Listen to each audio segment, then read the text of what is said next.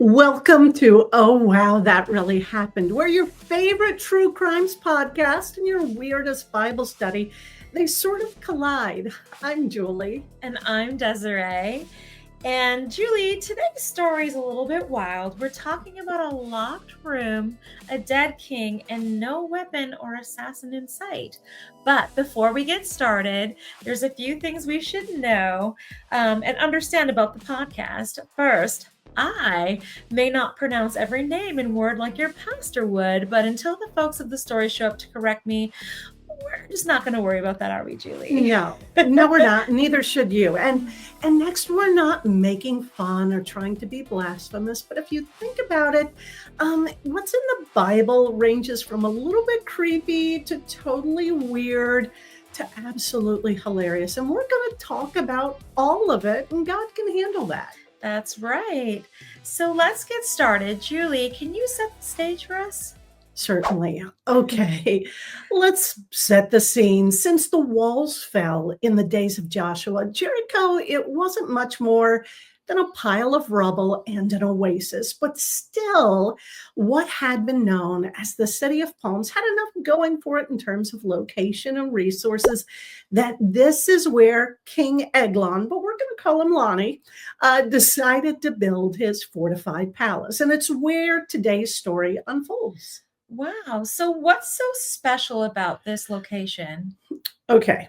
So Jericho was a highly strategic location. In the Bible, it says that it's situated near the Jordan River and guarding the main entry point to Canaan from the east. And conquering Jericho had been so crucial for the Israelites because it opened the way for further campaigns they'd need reclaiming the land that God had given to Abraham and them.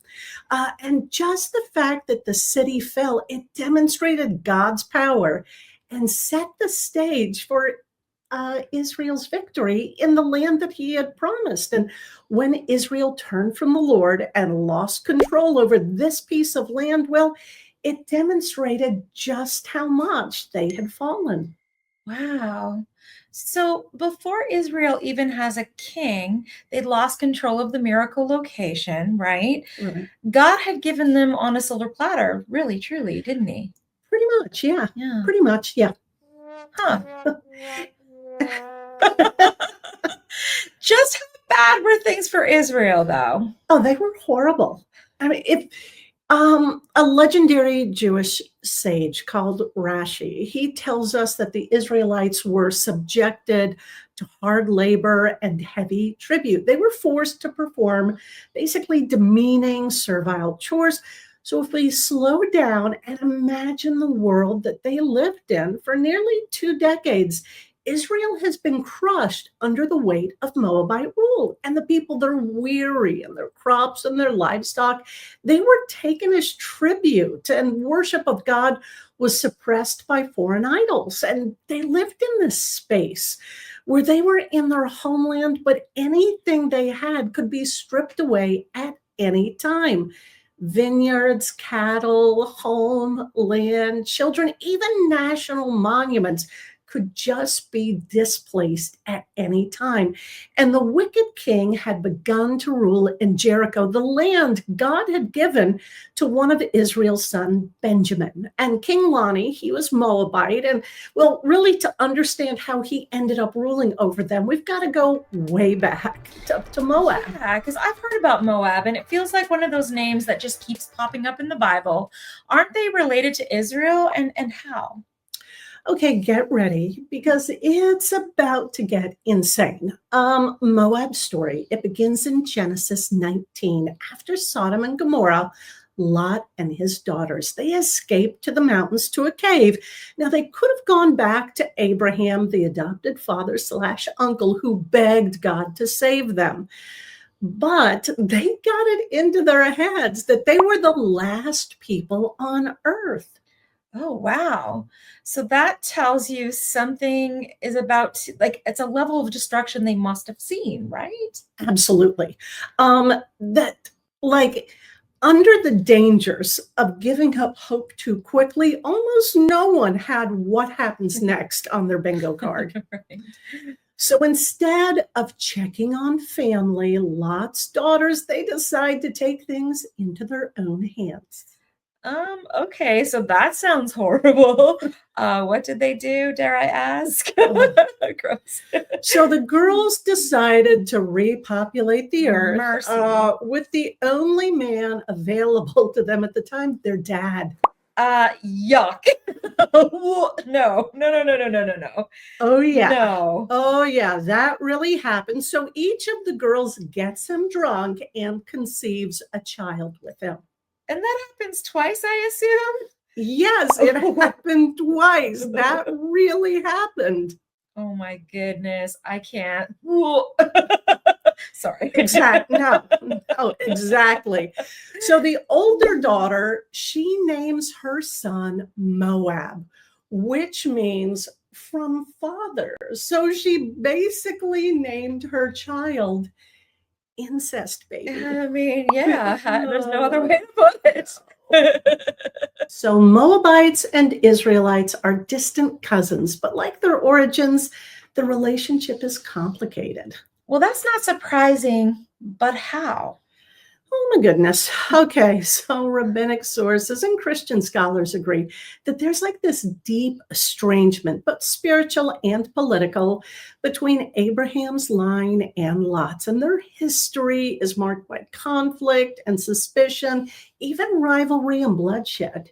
Wow. So family drama on a national scale. But how did Moab end up oppressing Israel? I'm sure this won't surprise you. Israel had turned away from God, and as a result, God allowed Moab to conquer them. The Moabite king, Lani, forms an alliance with the Ammonites and the Amalekites, and they take Jericho from Israel. And like we've said, they rule over them for 18 years. Wow. So you mentioned the land near Jericho had been given to Benjamin. Who are they and what do we know about them? Okay, Benjamin was Israel's youngest son by Rachel, Jacob's favorite wife. She died giving birth to him. Israel's first king, Saul, would come from the tribe of Benjamin. And the name Benjamin itself means son of my right hand, which at the time might as well have been like he's my favorite. Right. But do you want to hear something ironic? I do. Yes, please. Okay, check this out. The name means son of my right hand. But scholars, commentary, scripture points out that lots of the Benjamites were left-handed, or at least ambidextrous, and they say that this made them just great warriors. So that's cool for battle, but does it matter for today's story? Yes, like it's more important to the story than you can imagine.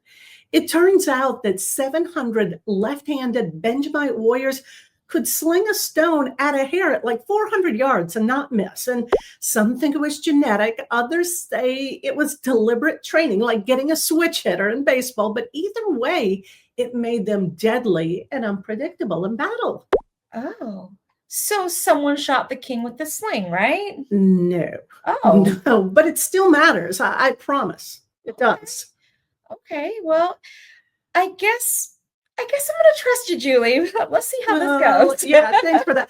And the idea that they may have worked hard to develop that left-handedness is especially wild when you realize that in history, being left-handed was pretty much viewed as being sketch or broken. The Hebrew literally means restricted in his right hand.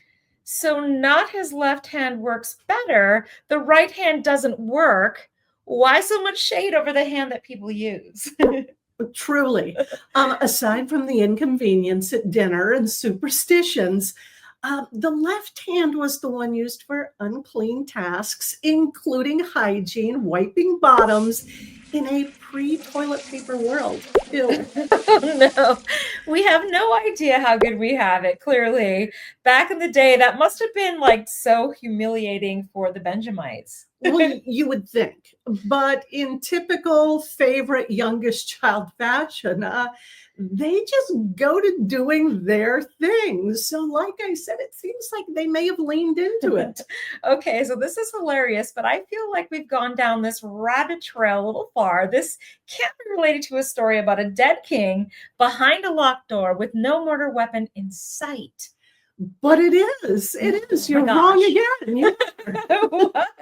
No, my word. So the fact that the tribe known as Sons of the Right Hand is famous for its left-handed warriors, this is too much. Truly. It's a detail that's hysterical, but it sort of also hints at God's tendency to use the unexpected. Isn't that the truth? You know what? So for review, we have Jericho, which at the time is really more of a territory with a fortified palace than the great city it once was. We have the Moabites and the wicked king we are calling Lonnie, and Yeah, we have the Benjamites. that checks. So every year there was a caravan of Israelites that endured the humiliation of trudging to Jericho, carrying their fruits of their labor to King Lonnie's palace. And let's be clear, there was no need for this parade. It's not like there weren't Moabite soldiers headed to Jericho. They could have delivered the stuff to the palace. The journey and the presentation were part of the punishment because it's what good old Lonnie wanted. Good old Lonnie, like, come kiss the ring, grovel before the throne. I have a feeling I may end up saying, be careful what you wish for, Julie. Yes and yes. So the humiliation, it is constant. And about this time, God raises up Ehud, but we're going to call him Ed because it's just easier. And he raises him up as a judge, a leader among his people, and he feels the weight of their suffering. And he's chosen to deliver the annual tribute, a risky and humiliating task. So I have to ask, what exactly was a judge in ancient Israel? Okay, so a judge wasn't a guy in a robe in a courtroom. In the Bible, a judge was a deliverer, someone that God empowered to rescue Israel from oppression, to lead them in battle, and restore justice. They were spiritual, military, political, and sometimes even prophetic leaders. Ehud, or Ed, was one of these judges. Okay, so I have to ask, what else do we know about Ed? Well, he's from the tribe of Benjamin. Yeah, well, I mean, that checks. Of course he is. I mean, and let me guess, he's left-handed. How right you are, right? You're Yep, you welcome. saw that one coming. And that really does matter, I take it? I told you it does. Yes, it absolutely does. Okay, well, you just never know. Sometimes you know. Sometimes you know. So Ed is chosen as Israel's deliverer. What can he do? He could make a sword. What? I thought they used slingshots. Isn't that what they use?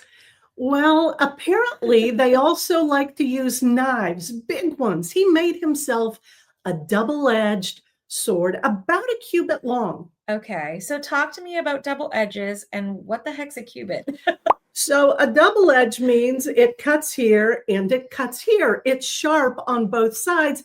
And a cubit, well, a standard cubit is 18 inches. Okay, 18 inches. It's based on the length from the tip of your fingertip to your elbow. And well, because ancient people were smaller, so were their cubits, but the proportions, they remained the same. Yeah, a cubit, that feels like a huge knife. I mean, maybe it does feel that way, but that's actually shorter than a typical sword. Yeah. And that is important to the story. Yeah, so the day comes to make the journey to the palace. So what is that like? Oh, you can imagine palm trees swaying in the breeze. There's the scent of dates and spices in the air. You've got the Moabite soldiers standing at attention in their swords and their armor gleaming in the sun. And then as they enter the palace, each of the Israelite representatives endures an ancient version of a security check, complete with a pat down. Think TSA. Right, I was going to say the airport. So does Ehud, like Ed, does he get caught? No. He doesn't? He walks right in. What? Okay, but did he not bring the knife? Maybe. You Oh never my know. You never goodness. know. Yeah, I don't know. I don't know. Well, if they did a pat down, I don't even want to know where he hid that knife. Okay. So Ed and his companions, they approach, they bow their heads low, they're carrying baskets of grain and jars of oil and gold and silver, all the things. And the tribute is presented in a grand hall with King Lonnie seated and filling the throne, like filling. Literally. The king's laughter is loud, his appetite is legendary. I mean, I get the picture, but how do we know he had a big appetite? Okay, please know this is not body shaming or anything like that, but scripture makes it clear that he was self-indulgent and very, very big.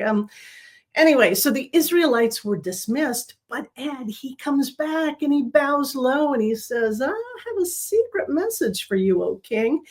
And Lonnie is like intrigued. So he dismisses all of the attendants and the room empties and the doors close and the king and the judge go to the king's private upper chamber. Silence falls. Oh, wow. So no witnesses and no way out. So if you're watching a scary movie, like this is the part of the movie where you're screaming at the screen, like, don't go there. He's behind the door. Right, Things you're are getting throwing the rowdy. popcorn, Right. right, exactly. And the air is thick with tension, and Lonnie sits in his cool upper chamber. It's a private retreat built for comfort and privacy, and the walls are thick, and the windows are tall and thin. And Ed approaches, and he says, I have a message from God for you.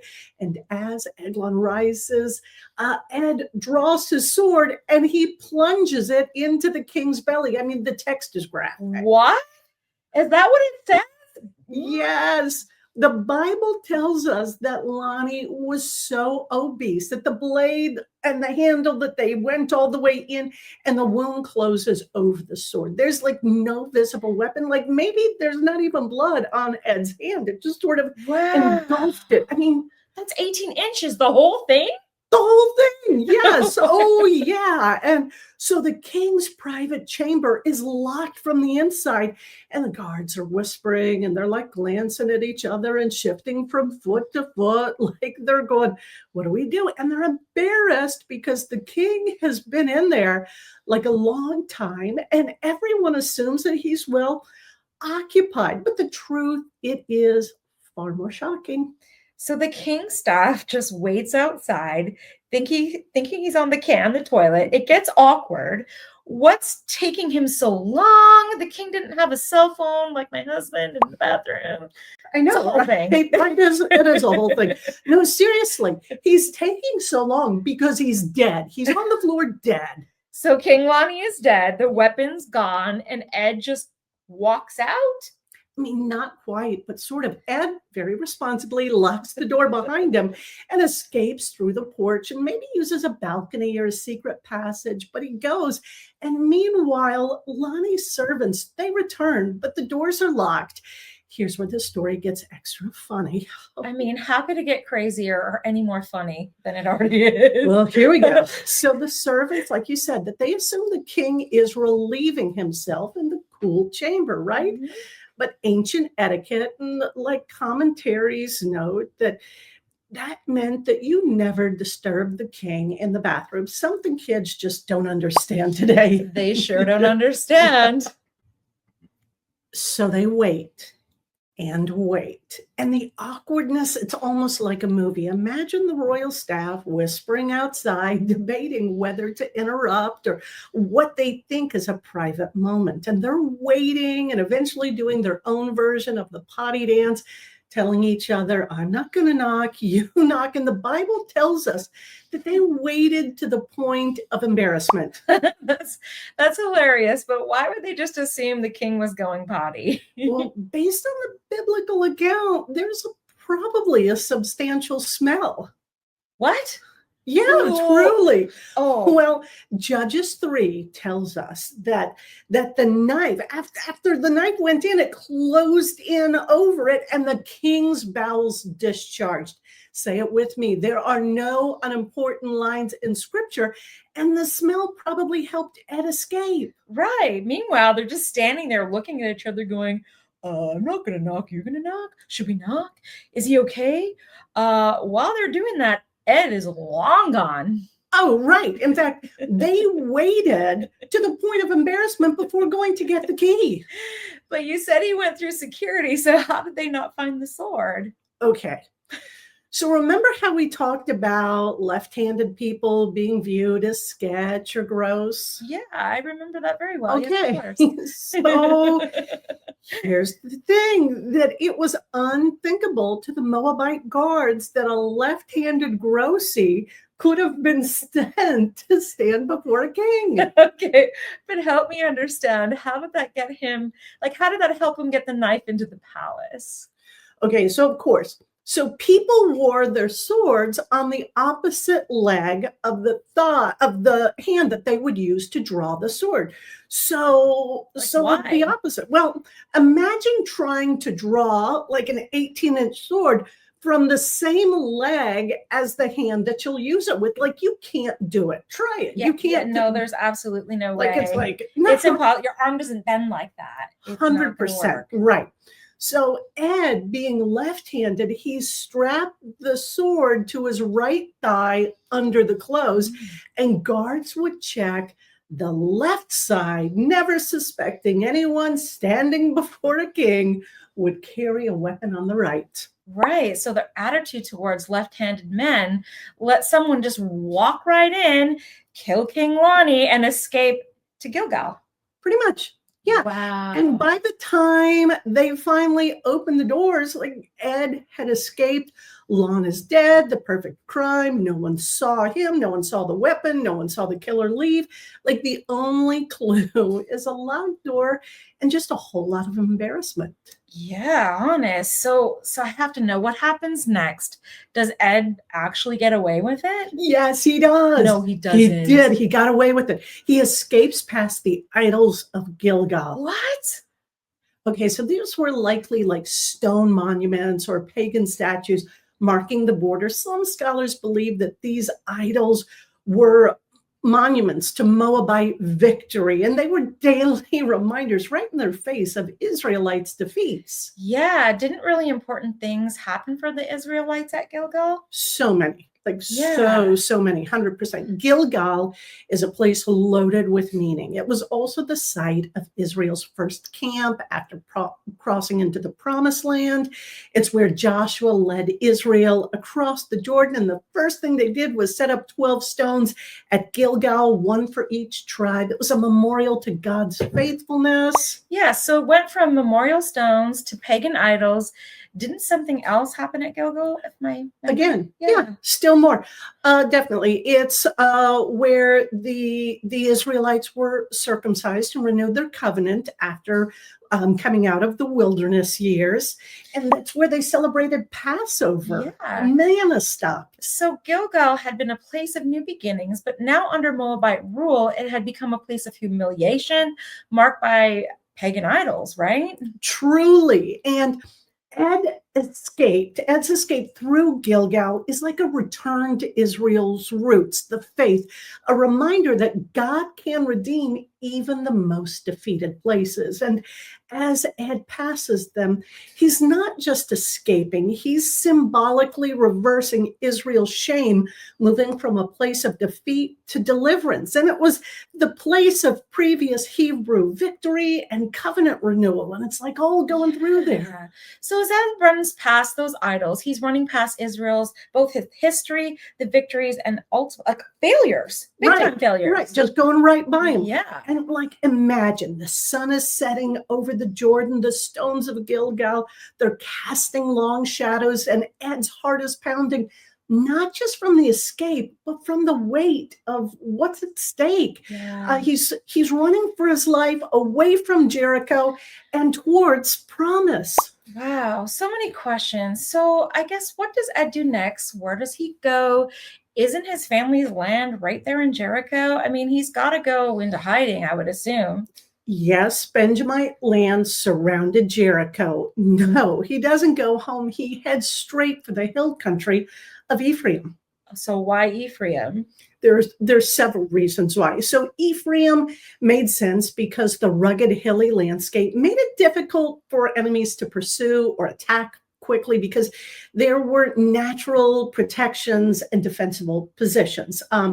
Ephraim was centrally located in Israel, making it, well, easier to rally tribes from different regions. Fleeing Ephraim to Ephraim put distance between Ed and Moabite retaliation. And the tribe of Ephraim, they were like strong and influential, so they'd offer a reliable base for gathering Israelite warriors. Yeah, okay, so that makes me think, how far was that run? Okay, 15 to 20 miles. So challenging, but manageable. I could never do it. So Ed just hides out there, right? No, not at all. He gets there and he blows a shofar. Okay, I'm going to need you to explain that for me. What's a shofar? Okay, so a shofar is like a trumpet made from a ram's horn. And in ancient Israel, back in the day, different trumpet sounds told the people to do different things, like a long blast for assembly, short blasts for an alarm or an attack. And here the trumpet is like a call to arms. Oh, wow. I didn't know that. Okay. So once he called, what did they do? Oh, they rally. Yeah. I mean, picture it, that the shofar's call, it like echoes through the valleys in Israel. And it's like the sound stirred up memories of Jericho's walls falling and Joshua's victory. And the Israelites, they're just emboldened and encouraged by Ed's courage. So they gathered together. They come from the hills. Okay, so wait, this is all happening on the same day. He's taken down an evil king. He escaped by running 20 miles, God help him, and formed an army in one day? Yeah, I mean, he probably made the sword a couple days before, but yes. Yeah, I mean, you would think you'd have to. Wow. I mean, I go to the bank, I go to the dry cleaner, sit in car line, and I'm tapped out for the day. So did the Moabites attack Ephraim then? Well, they tried. I mean, not really. The Moabite army was feeling so confident in their control that they were caught off guard just by the whole thing. The fords of Jordan, they were these shallow crossing points at strategic locations, and they were narrow and muddy and treacherous. And Ed's men, they blocked every single crossing, turning the river into a trap. And the Moabites, they were strong and well armed, but they find themselves hemmed in with all of their escape routes just cut off. Oh, wow, that's right. I mean, they hadn't been out of Egypt long at all. And when they ended up basically enslaved by Moab, right? And they're not going back. Like, they are ready to fight. Wow. Yeah, and it's about to end with 10,000 Moabite warriors falling. I mean, they end up trapped between the Israelites and the river. And you can imagine like hand-to-hand combat on slick, muddy riverbanks with people falling and splashing in the water. And none of the Moabite warriors survived. None. Wow. So this was not just a military victory, but a spiritual one. The Moabite gods were powerless to save their people, and the idols at Gilgal were left as silent witnesses to Israel's deliverance, right? Right. So total victory. And this all started with a left-handed judge with a hidden sword, right? Exactly. And the land had peace for 80 years. It was like a gift to the next generation. I love how all the little details matter. The left hand, the sword length, even where it was hidden. Right. It's true. I mean, the details do matter. There are no throwaway lines in scripture. The left hand, the length of the sword, the locked door, the smell, even the awkwardness of like mistaken privacy. It's in a story that's as much about God's creativity and his ability to write a story as it is his power. Yeah. And honestly, the bathroom humor just makes it more real.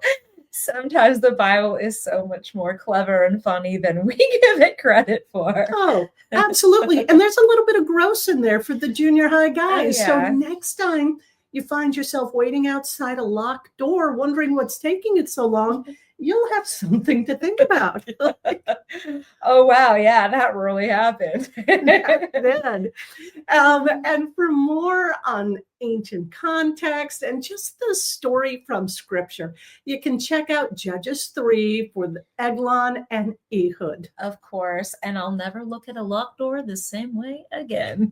Well, hey, this has been, oh, wow, that really happened. I'm Julie. And you know what? Do check, like, and subscribe. Yes. And I'm Desiree.